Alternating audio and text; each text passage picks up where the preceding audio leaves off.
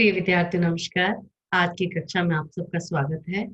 आज मैं कक्षा 7 में नीलकंठ पाठ पढ़ाने जा रही हूँ। नीलकंठ महादेवी वर्मा द्वारा सृजित है। ये एक संस्मरण है।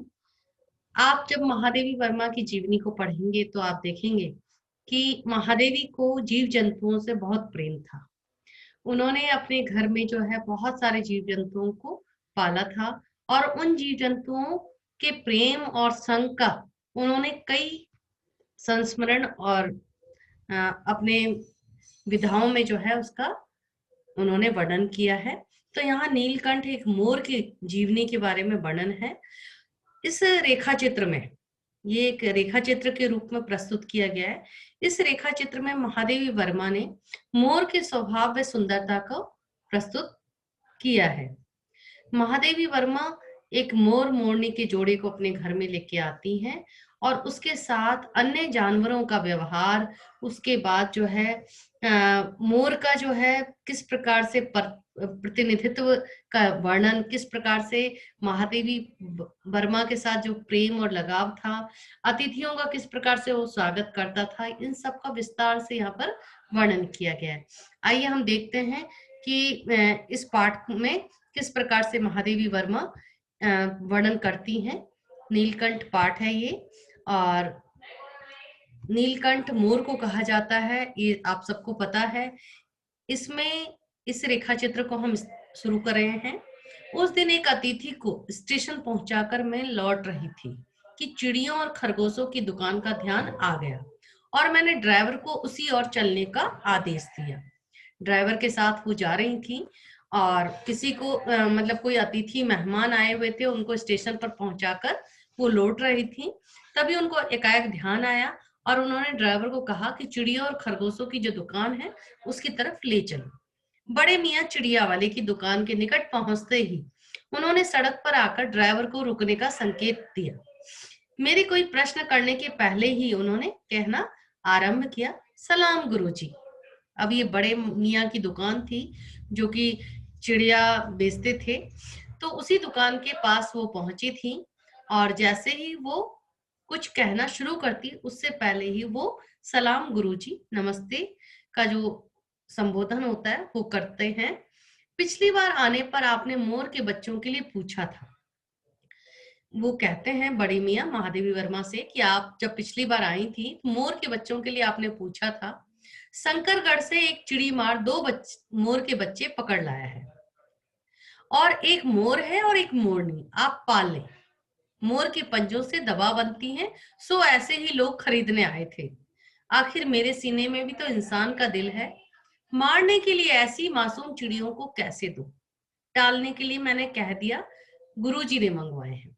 अब यहाँ पर जो चिड़िया वाला है बड़े मियाँ, वो अपनी सारी जो उसकी मतलब बेचने की जो एक सेल्समैन की जो होनी चाहिए क्वालिटी, जो गुण होना चाहिए, उसी हिसाब से वो उसको बताता है और हमेशा इस तरह का वो इस तरह की बात रखता था जिससे कोई भी जो है उसकी बातों में आ जाए और मान ले। तो यहाँ तो जो है पशु पक्षियों में जीव होता है, जीवन होता है, और महादेवी वर्मा जैसी जो बहुत संवेदनशील कवियत्री हैं, लेखिका हैं, और उनको वो समझ चुका था कि किस प्रकार से इनको तैयार करना है और उसी तरह से वो पेशकश करता है कि भाई मैंने सुना है कि मोर के पंजों से दवा बनती है। तो बहुत सारे लोग ऐसे आते हैं जो लेने के लिए कि भाई मारकर उनको, तो कहते हैं मेरे सीने में भी तो इंसान का दिल है और इसलिए मैं ऐसे मासूम चिड़ियों को कैसे दे दूं। तो और साथ में ये कहता है कि भाई गुरुजी ने मंगवाए हैं इसलिए मैंने उनको मना कर दिया। वैसे यह कमबख्त रोजगार ही खराब है, बस पकड़ो पकड़ो मारो मारो। अब वो कहता है साथ में बड़े मियाँ कहते हैं कि ये जो रोजगार है मेरा, जो इस प्रकार से बेचने का, कि रोजगार ही काम ही बहुत खराब है, क्योंकि इसमें बस यही है पकड़ो पकड़ो मारो मारो। ये कुछ तो जो है पालते हैं, कुछ मारते हैं तो ले जाते हैं इसके लिए। तो ये कुल मिला के जो रोजगार है, जो मेरा ये काम है, बेचने का धंधा है, वो अच्छा नहीं है। बड़े मियाँ के भाषण की तूफान मेल के लिए कोई निश्चित स्टेशन नहीं है। इसका मतलब है कि जब एक बार वो बोलना शुरू कर देते थे तो बिना टोके बिना रोके रुकते नहीं थे, और इसलिए तूफान मेल का यहाँ पर नाम दिया है। सुनने वाला थक कर जहां रोक दे वहीं स्टेशन मान लिया जाता है। यानी कि बड़े मियाँ जो थे वो खुद चलकर चुप नहीं होते थे, सुनने वाला जब थक जाता था और कहता था कि हाँ हाँ, या बात बदल देता था, तो उसी को एक स्टेशन मानकर रोक लिया जाता था। इस तथ्य से परिचित होने के कारण, क्योंकि वो कई बार वहां पर बड़े मियाँ की दुकान पर आती थी, लेती थी, और इसलिए उनके स्वभाव को, उनकी वाचालता को समझ चुकी थी, और इसलिए वो जो है बीच में ही टोक कर और रोक कर पूछती हैं, मोर के बच्चे हैं कहाँ। बड़े मियाँ के हाथ के संकेत का अनुसरण करते हुए मेरी दृष्टि एक तार के छोटे से पिंजड़े तक पहुंची, जिसमें तीतरों के समान दो बच्चे बैठे थे। तीतरों के समान, ये छोटे छोटे तीतर होते हैं, भूरे रंग के होते हैं, तो उस तरह के बच्चे वो दिख रहे थे। पिंजड़ा इतना संकीर्ण था, यानी बहुत छोटा सा, कि वे पक्षी शावक जाली के गोल फ्रेम में किसी जड़े चित्र जैसे लग रहे थे। यानी कि दो बच्चे थे और पिंजड़ा बहुत ज्यादा छोटा था, और उसमें बिल्कुल ऐसे फंसे हुए थे कि ऐसे लग रहा था कि जैसे कोई गोल फ्रेम में किसी चित्र को जड़ दिया हो, यानी फ्रेम में फिट कर दिया हो। मेरे निरीक्षण के साथ साथ, यानी कि जब लेखिका ने ऑब्जर्वेशन किया, उसको अच्छे से देखा, तो उसके साथ साथ बड़े मियाँ की भाषण मेल चली जा रही थी। यानी कि वो तो उस पिंजरे में उन मोर के बच्चों को देख रही थी, लेकिन साथ में मियाँ की भाषण मेल भी चल रही थी। ईमान कसम, गुरुजी चिड़ी मार ने मुझसे इस मोर के जोड़े के नकद 30 रुपए लिए हैं। अब वो साथ में ये भी कहता है कि भाई चिड़ी मार ने, जिसने भी इसको पकड़ा और मेरे को बेच के गया है, उसने नगद, बिल्कुल नकदी में मेरे से 30 रुपए लिए। बारह का है, बारह का, यानी कई बार मैंने उससे कहा कि भाई जरा सोच तो, अभी इनमें मोर की कोई खासियत भी है कि तू इतनी बड़ी कीमत ही मांगने चला। पर वह मुंजी क्यों सुनने वाला। अब ये देशज भाषा में जो है इस तरह से उद्बोधन करते हैं। आपका ख्याल करके अस्ता पस्ता कर देना ही पड़ा, क्योंकि मेरे को तो आपका ही ध्यान आया कि आपको जरूरत थी, और इसलिए अस्ता पस्ता कर, यानी कि जैसे तैसे मैं उसको आपका ख्याल करके दे दिया। अब आप जो मुनासिब समझे, यानी मैंने उसको 30 रुपए दिए, और अब आपको जो सही लगे, उचित लगे, वो आप मुझको दे दें। अस्तु, इसका मतलब ये कि 30 तो चिड़ी मार के नाम के और 5 बड़े मियाँ के ईमान के देकर जब मैंने वह छोटा पिंजरा कार में रखा, तब मानो वह जाली के चौखटे का चित्र जीवित हो गया, क्योंकि उसमें थोड़ी चहल पहल दिख गई। दोनों पक्षी शावकों के छटपटाने से लगता था मानो पिंजड़ा ही सजीव और उड़ने योग्य हो गया है। यानी इतना छोटा पिंजड़ा था कि जिसमें वो हिलते थे, छटपटा रहे थे, तो ऐसे लग रहा था कि जैसे ये पिंजड़ा उड़ने योग्य, यानी पिंजड़े को ही उड़ाकर वो ले जाएंगे। घर पहुंचने पर सब कहने लगे, तीतर है, मोर कहकर ठग लिया है। क्योंकि ये तो चिड़ीमार भी कह रहा था, दुकानदार भी कह रहा था कि भाई मोर के कोई लक्षण अभी दिख नहीं रहे, खासियत अभी कुछ दिख नहीं रही है। तो इसलिए जैसे ही वो घर लेके जाती हैं महादेवी वर्मा, तो सब यही कहते हैं कि तीतर है और मोर कहकर ठग लिया है। अब देखो, इस बात में भी कुछ दम है। क्यों है? क्योंकि कदाचित अनेक बार ठगे जाने के कारण ही ठगे जाने की बात मेरे चिढ़ जाने की दुर्बलता बन गई है।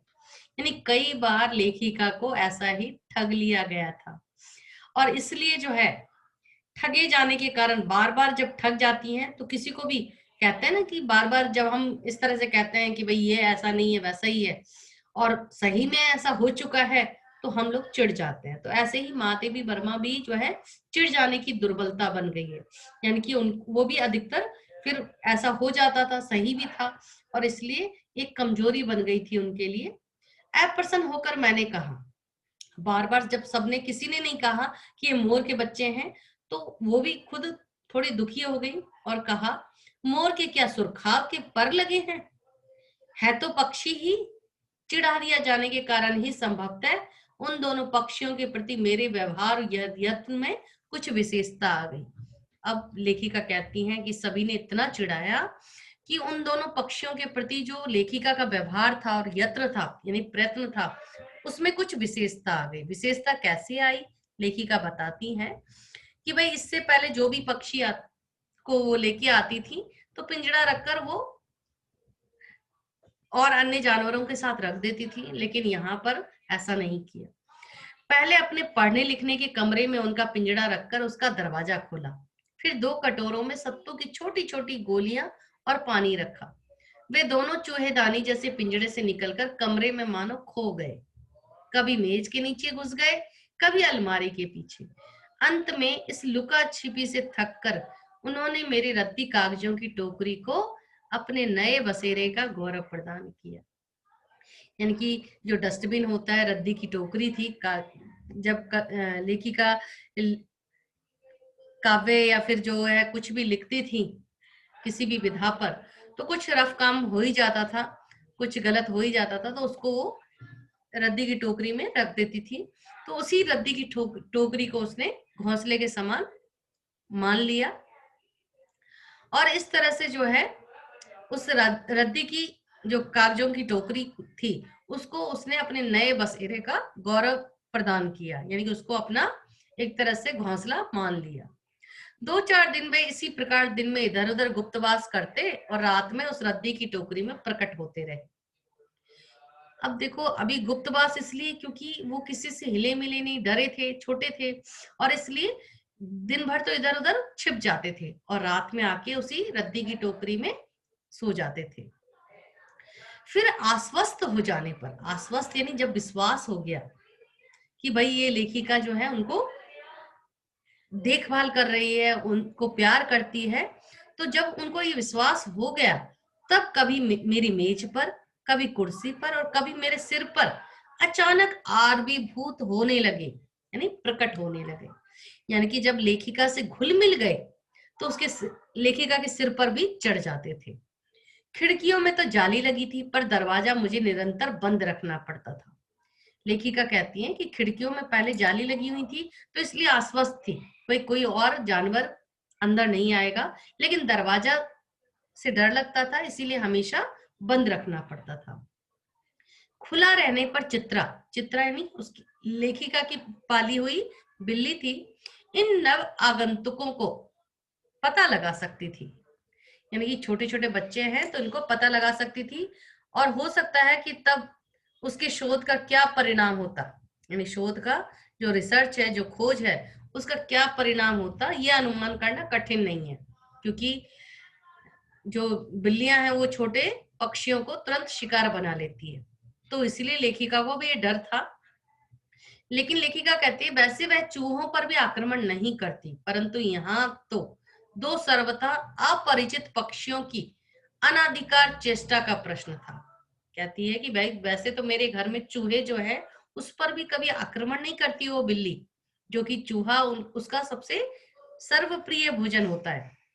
तो लेखिका कहते हैं लेकिन 2 सर्वथा, सर्वथा यानी बिल्कुल अपरिचित थे, कभी मिले नहीं थे ऐसे पक्षी, और इनकी अनाधिकार चेष्टा यानी कि पूरे निश्चिंत होकर घूम फिर रहे, तो इस पर थोड़ा सा संदेह था कि हो सकता है कि इनके साथ कुछ गलत कर ले वो।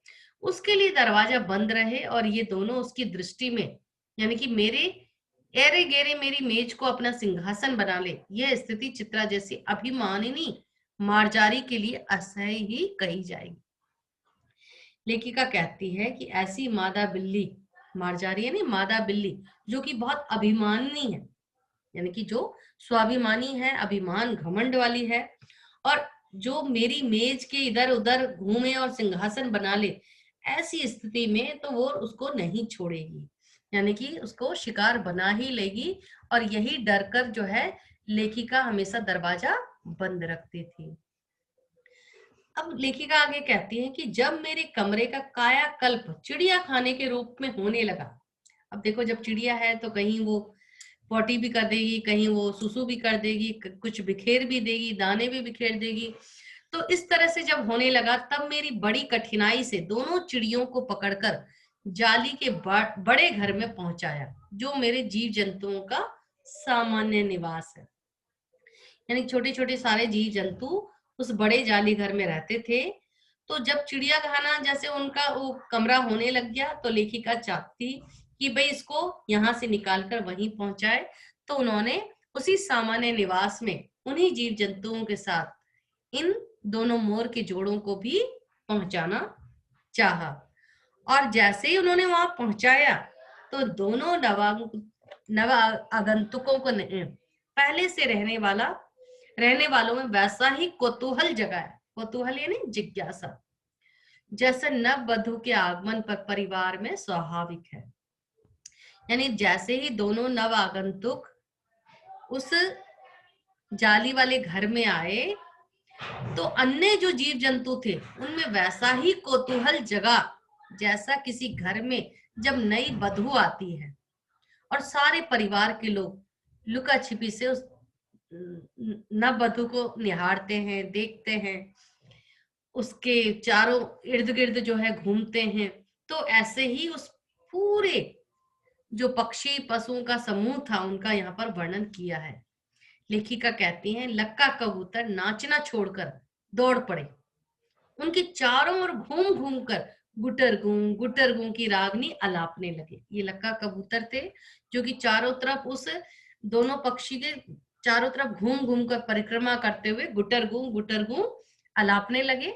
बड़े खरगोश सभ्य सभासदों के समान, जैसे किसी दरबार में जो सभ्य सभासद होते हैं, जो सभा के व्यक्ति होते हैं, वो बिल्कुल पंक्ति में समान क्रम में खड़े होते हैं, उसी तरह से बड़ा खरगोश जो था उसी क्रम में बैठकर गंभीर भाव से उनका निरीक्षण करने लगे, यानी ऑब्जर्वेशन कर रहे थे।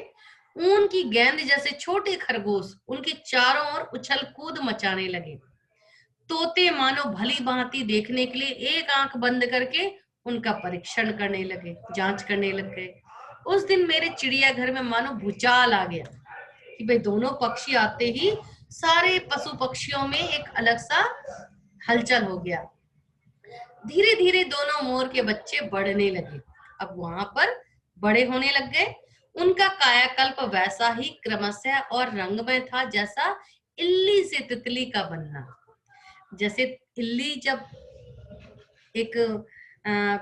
जब शुरुआत होती है इल्ली के रूप में आप देखते हैं और धीरे धीरे उसका जो है रंग बदलता है, उसके पंख निकलते हैं और पूर्ण रूप से जब वो तितली बन जाती है तब उसका सौंदर्य जो निहारने वाला होता है, वैसा ही कायाकल्प इन मोर के बच्चों के साथ भी होने लग गया। मोर के सिर की कलगी और सघन ऊंची और चमकीली हो गई, चोंच अधिक बंकिम और पैनी हो गई। बंकिम यानी चोंच तीखी और पैनी हो गई। गोल आंखों में इंद्रनी का नीलाभ द्युति झलकने लगी। अब उसकी गोल आंखों में इंद्र के समान जो नीली जो चमक थी वो झलकने लग गई। लंबी नील हरित ग्रीवा, नीला और हरा जो उसका गर्दन था, उसकी हर भंगिमा में धूप छाई तरंगे उठने गिरने लगी। दक्षिण बाम दोनों पंखों यानी दायां और बायां दोनों पंखों में सलेटी और सफेद आलेखन स्पष्ट होने लगे, जो उसकी छवि थी वो दिखने लगी। पूंछ लंबी हुई और उसके पंखों पर चंद्रिकाओं के इंद्रधनुषी रंग उद्दीप्त हो उठे, चमक उठे। रंग रहित पैरों की गर्वीली गति ने एक नई गरिमा से रंजित कर दिया। उसका गर्दन ऊंची कर देखना, विशेष भंगिमा के साथ उसे नीची कर दाना चुगना, पानी पीना, टेढ़ी कर शब्द सुनना आदि क्रियाओं में जो सुकुमारता और सौंदर्य था उसका अनुभव देखकर ही किया जा सकता था। गति का चित्र नहीं आंका जा सकता, यानी उसकी जो चाल थी उसका भी कोई फोटो नहीं खींचा जा सकता था।